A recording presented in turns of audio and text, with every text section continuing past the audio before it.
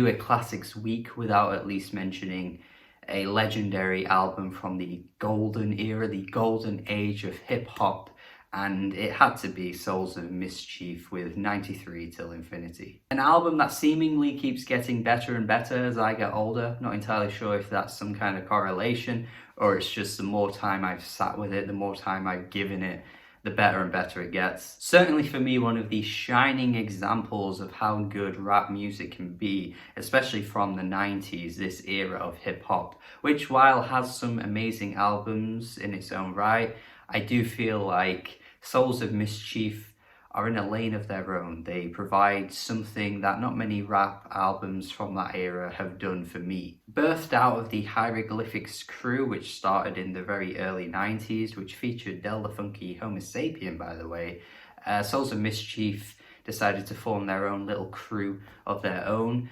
and put out one of the best hip-hop albums I think I've ever heard. In a lot of ways, the album is quite lo-fi and underground sounding, which I think is why it may not have been an album many people gravitate towards, especially when you think of like hip-hop conversations. Souls of Mischief are almost never brought up really. They're well known by hip-hop heads, but when you look at like the best hip-hop albums of the 90s, the ones that I have the most acclaim, you think of albums like The Chronic, you think of 36 Chambers, you think of Illmatic, you think of anything from Tupac or Biggie. And while I love some of the albums I mentioned there, I just don't see why Souls of Mischief aren't in that conversation. And then when you look at like rap groups from the 90s, they're barely even brought up with A Tribe Called Quest. They're barely even brought up with The Pharcyde.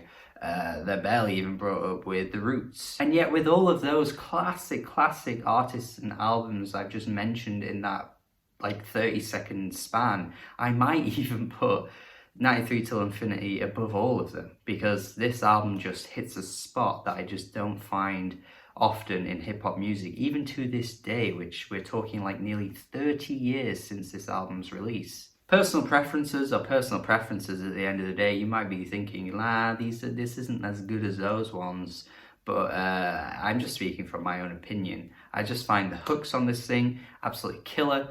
The production, as gritty and kind of like dirty and as lo-fi as it sounds at points, still really holds up. 93 Till Infinity is this really strange relic of its time. It sounds so 1993, like it sounds exactly like the year it came out, and it has aged in a lot of ways, but there is just something so like nostalgic about it that just makes me fall in love with it even more. It's almost like I'm being transported to that era. The way the vocals are recorded as well are a little bit shaky at points, like you could probably have them higher up in the mix. And, you know, in the same way that like Rakim and Eric B always did, like Rakim was like the front and center of every one of their songs, but it's kind of like the opposite listening to Souls of Mischief, where they're kind of like in the middle somewhere, where they're not fully like reaching out to like the front and center of the songs, but they're kind of like fading into the beats. And yeah, it works so bloody well. I mean, each individual rapper, they don't have the most distinct voices. I mean, I could definitely see if you were listening to them for the first time, you might not exactly be able to like pinpoint who is who on each verse, but they have this great amount of charm to them. Like I love the way their voices, particularly like on the hooks, just shine through. There's this joyfulness to the way they sing the hooks as well.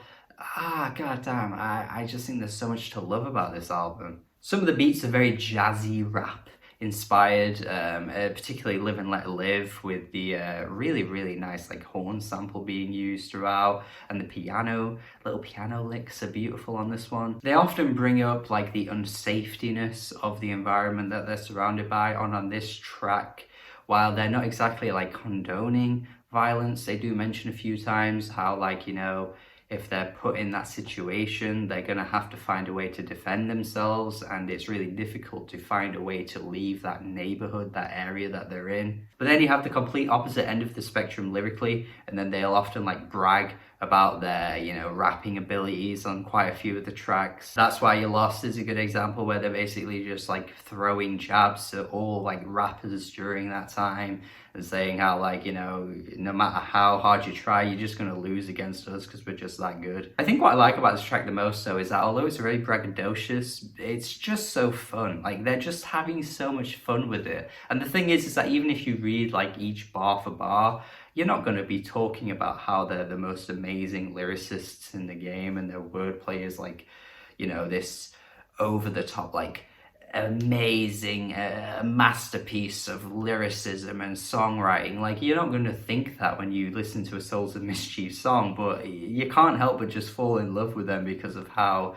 fun they are. They're just not taking themselves seriously at all, and they don't need to be amazing rappers to make these songs as good as they are. Speaking of the lyrics though, I must admit there is one track on this album here that is easily up there with one of my favorite lyrical songs of probably the 90s and maybe even ever. I don't know, I've not really sat down and made a list, but What a Way to Go Out is fantastic. I don't exactly want to say it's ahead of its time or anything like that, but for its time, I think it's an incredibly poignant song that even still resonates today, to be honest.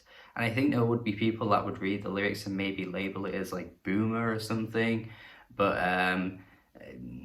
yeah, they'd be wrong. They'd be wrong. Boomer's an overused word. They'd be wrong. I love the way each rapper brings something slightly different with each verse, even though they're kind of telling a similar story each time. I mean, the song starts out with how, you know, they want to join a gang and how they want to be part of that lifestyle, but then every verse ends in a really sour and depressing way. There's some really dark humor used in the first verse with Festa where he says, you know, he's shooting up a bitch, as he words it, and it turns out that that person was his sister, and it's like a really like disturbing moment, but the way it's told is just such like a, oh yeah, it's just like, it was just my sister. And then the next verse, you know, you can see a similar formula playing out as how A Plus talks about how he's wanting that lifestyle too and the things he does, and then the verse ends with him being shot down by a gang. Tajai's verse ends in being put in prison. You can see how this is playing out, and I just really like how each time something ends really poorly, and it's just a nice way of reminding people that, you know, this isn't really the life you want to be getting yourself into.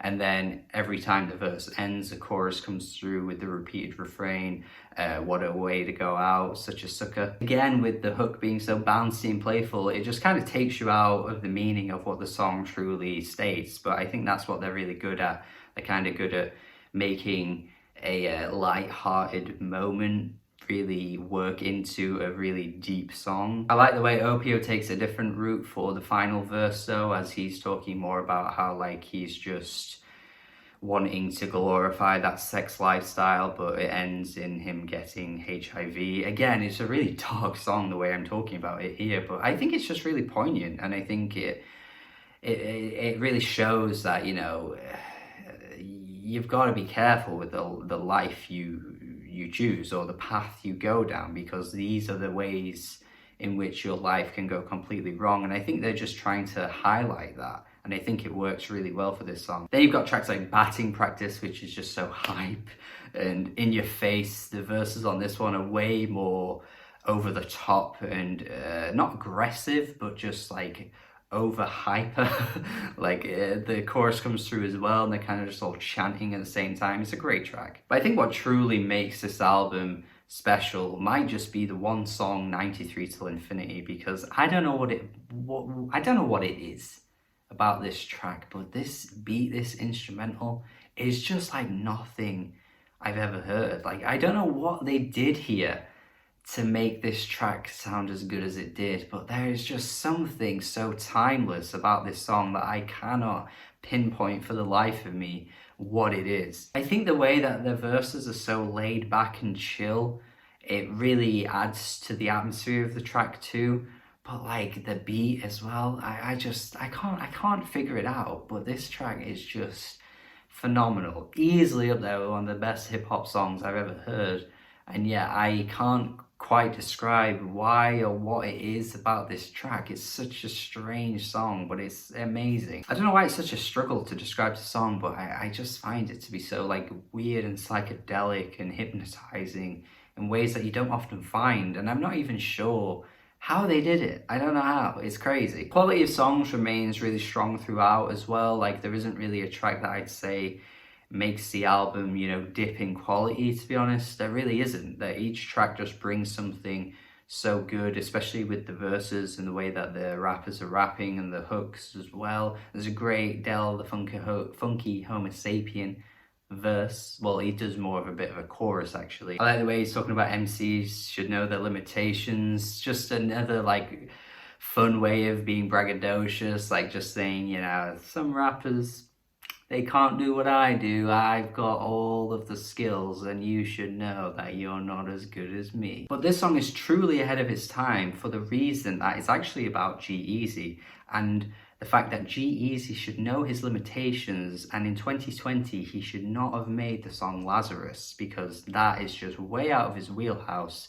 And I respect Souls of Mischief because they knew it. They knew they were 27 years ahead of their time. This album, fantastic. Fucking love it. Fucking love it. What a great, great album.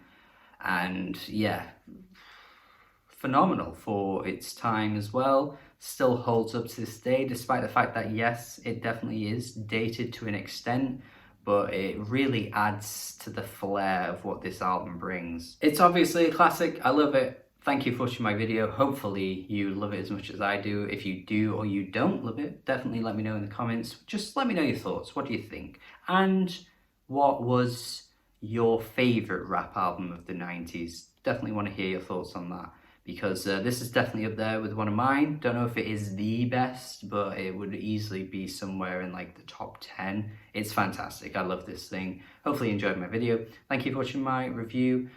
Have a good day, subscribe, and goodbye.